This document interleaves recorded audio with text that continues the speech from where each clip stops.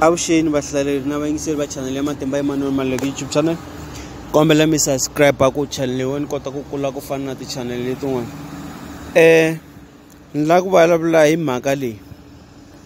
Xana i yini switandzhaku swa ku ya a dan'wini or ka nambu lowu hinge nambu lowu a ku tlangeriwi ka wona nambu lowu a ku huwi ka wona nambu lowu a wu lavi vanhu va ta na miharihari or mihupahupani or va endla swihoma ndleleni. Vanyingi loko mo tshama hansi mi swi languta mi ta twa ku damu ro karhi ku nwele vanhu va kha va ya ku khuriweni, damu ro karhi ku nwele vanhu va kha va ya ku hlambisiweni tin'anga ta xintu. Swilo leswi a hayi ku vanhu lavaya ku va va yele vo ti heleketa ku vona va fika va nwela laha va lova or vo ti heleketa vona laha ku fika ku humelela swo karhi hi vutomi bya vona. Ndhawu leyi swo mi kuma ku va ku ya hloniphiwa himpela. I kuma ku vanhu sweswi mi ri 20 va ku mi ya ku khuvuriweni. Lani vulavula hi tikereke leti mi va tikereke tin'wana ma swi ta ku ya minambyeni ya khuvuriwa kona van'wana hi thandi kwa mavoko swi hi ku kereke yaleyo loko mi hundzuka or mi katekisiwa or mi khuvuriwa mi va mi pfumerisiweni swa ku yini. Mi kuma va fika va ku loko mi ya le mi fanele mi ti yilela mi ya mi basini ivi munhu a ku swi nge endli nchumu because mfundhisi wa mina i strong or kereke leyi ni nghenaka yona yi strong loko hi fika laha dan'wini leriya hi fika hi khuvuriwa ku nga endleki nchumu. Antswisa mi nga fika ndhawini loko mi fika laha mi fika mi kuma ya ku khuvuriweni kama loyi mi nge ma khuvuriwa ivi ku ta xixo karhi xi fika xi mi nyika warning xi mi byela ku hey please kombe ku mi tlhelela kaya n'winyi wa ndhawu leyi wena a nga tsakangi kahle mi fanele mi nga khuvuleli namuntlha mi ta vuya rindzini or mi ta vuya mundzuku loko se a tsakile. Ivi n'wina mi ku mona mi fika laha mi fika mi khuvula vanhu lava lomu khuvula ivi mi yisa lero ta mi komba ku ka n'wina na yena mana nga tlhariha ivi a fika a teka wun'we a mi nyika warning. Loko a teka wun'we ivi munhu luya a fika yi n'wi tshika laha a tshama tiawara to karhi mi vitana lava vo humesa vanhu loko va nwerini ti-divers ivi mi va nga n'wi kumi namuntlha va n'wi kuma hi xa mindzuku. I ku kombisa ku n'winyi wa ndhawu leyi a nga swi lavi ku siku rero mi ta khuvulela hi ku n'wana ta ku byela ku hayi why vo mani last week va tili laha va ta khuvula lava nghenaka kereke to karhi va ta mi byela ku hayi va ri ka fastiwa because vhiki leri ta ku ya ku khuvuleni or ka tiyileriwa before ya ku khuvuleni va swi landzelela milawu yaleyo mara van'wana mi kuma ku a va swi landzelela a va lavi no twa hi sweswo loko va zama ku va tsundzuxa vafundhisi va tikereke teti ngheniwaka tona. Ivi hi ta ka laha mi kuma ku ku na construction company leti mi kuma ku na damu ro karhi mara vona na n'wina ri no ma 40-50 years a ku swi tshama hi mina single day mati lama mantshwa. Ivi va ta hikuva va suka hi kwalomu va sukaka kona matikweni le kule va ta endla project yo karhi kwala tikweni or ku endliwa xikontiri va pfumala mati va landza mati laha dan'wini. Ivi va nga yi va vulavula na vahosi swilo swa tikhanselara ta hina to pandisa tinhloko mi ti tivaka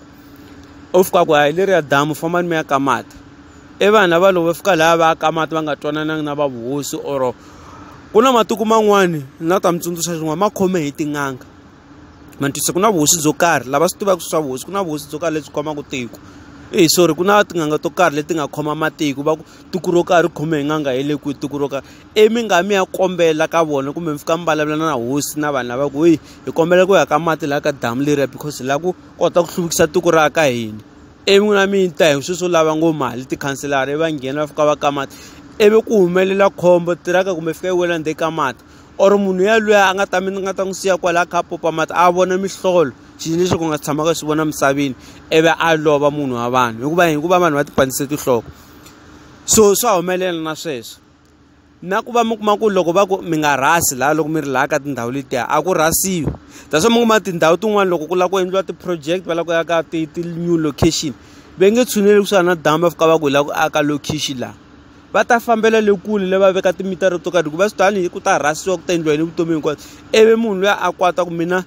mi te ku ni rhaseleni laha na vana va mina or mi te ku ni rhaseleni na nsati wa mina ivi ku humelela khombo ro karhi mi kuma ku ndhawu yaleyo vana va tshama kha va nwela laha matini or mi kuma ku ndhawu yaleyo mpfula yi tshama yi kha yi na tiyindlu ti kha ti hahluka ma twisisa.